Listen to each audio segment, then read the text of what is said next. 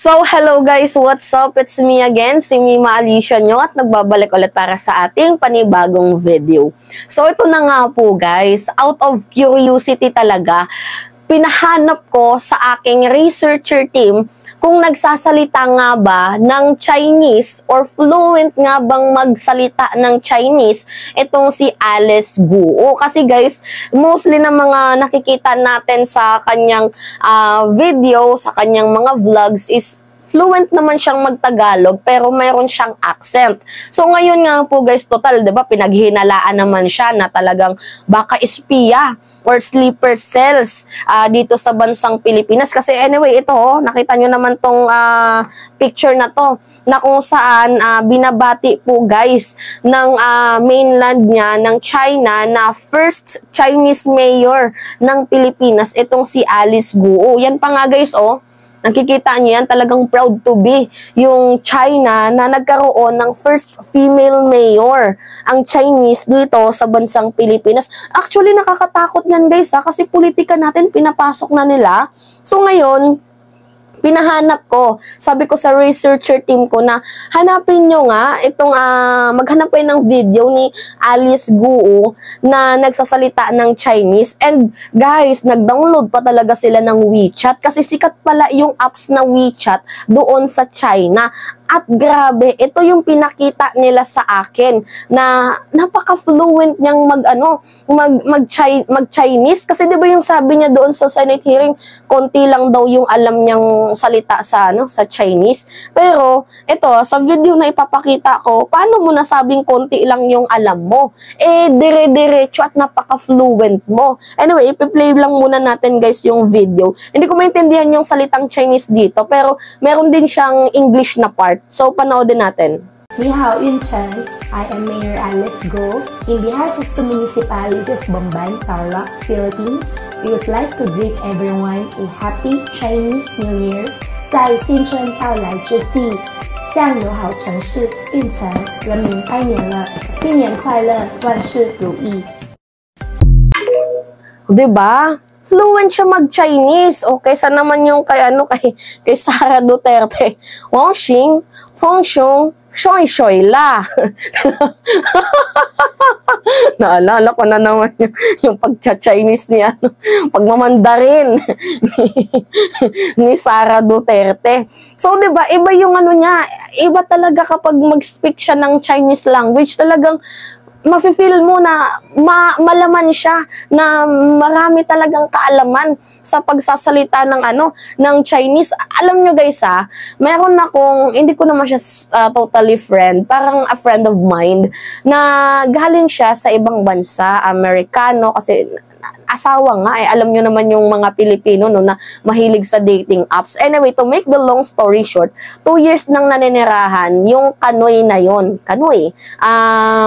Taga-ibang bansa. Kanoy, di ba yung mostly natawag natin sa mga Kanoy? So, itong Kano na to guys, 2 years na naninirahan sa bansang Pilipinas. Alam nyo, napaka-easy lang talagang pag-aralan ang Filipino language. Kahit hindi ka na magpa-tutor, basta lagi ka lang nakikinig, lagi mo lang naririnig. Una yung salita niyang kain. 'Di ba yung parang ganun yung may accent siya, pero habang tumatagal parang napapractice niya na at na-adapt niya na yung accent natin. Although, malalaman mo pa din na siya kasi physical appearance niya, pero yung the way na magsalita siya, guys, ay may pagka-Filipino na, pero yung physical appearance niya, syempre, siya, Kano. So, yung language natin is napakadali lang talagang mapag-aralan. Lalo na kapag nanirahan ka sa Pilipinas ng 2 to 3 years, 'di ba? Talagang malalaman mo yung lengguwahe natin at mabilis mong mapag-aralan kahit hindi ka na mag-tutor, basta lagi ka lang nakikinig, may kaibigan kang Filipino, nakikipag-usap ka, parang yun, na-adapt mo na yung language natin at mabilis talagang mapag-aralan, matutunan itong lengguwahe natin. So ngayon nga po guys, ito yung pinagtatataka ko dito. 'Di ba sinabi ko naman sa inyo na bakit nakapasok ito sa COMELEC. So ngayon nga po guys, madaming mga DDS ang sinisira ngayon si Vice President Leni Robredo, kahit nagpaliwanag na po guys yung COMELEC ukol dito na Siyempre, sabihin na lang natin, 500,000 yung participant bilang kumakandidato. Imposible naman, talagang imposible talaga guys na malalaman ng COMELEC yung bawat background ng isa, not unless na mayroon pong magkaso ng disqualification cases sa kanila. Yun po yung sinasabi ng COMELEC. Kaya hindi nila na background check itong si Alice Guo. It is that because wala naman pong petition ng disqualification para sa kanya. So, kung alam nyo, guys, sa mga sa mga first-time voters dyan, kung meron kayong area or lugar na may biglaang sumulpot na parang kabuti na lang na isang tao tatakbo bilang alkalde ng bansang Pilipinas, tapos feeling nyo questionable ang kanyang background history na pusa lang tong tumubong kabuti, pwede kayong magkaso ng disqualification cases. I mean, mag-file, hindi kaso. Pwede kayong mag-file ng disqualification cases pag napaghinalaan yung may kahinahinala sa taong yun. So ngayon ang nangyari kasi tumakbo itong si Alice Guo doon sa Bamban. Ang problema kasi guys, wala pong nag-file ng disqualification cases kahit hindi siya kilala doon, wala pong nag-file. Kumbaga, okay lang, proceed lang siya, kaya siya nakapasok dito sa alkalde ng Pilipinas na nalagpasan niya yung COMELEC. Pero guys, ulitin ko sa inyo, hindi naman kasalanan yon ni former Vice President Leni Robredo. Kasi guys, ganito sinisisi kasi ng mga DDS, yung mga DDS itong si former Vice President Leni Robredo na siya daw yung nagpapasok kay Alice Guo. Kasi nga, ito yung picture ni Alice Guo, pakita ko nga sa inyo guys, no? Nakikita nyo yan, di ba?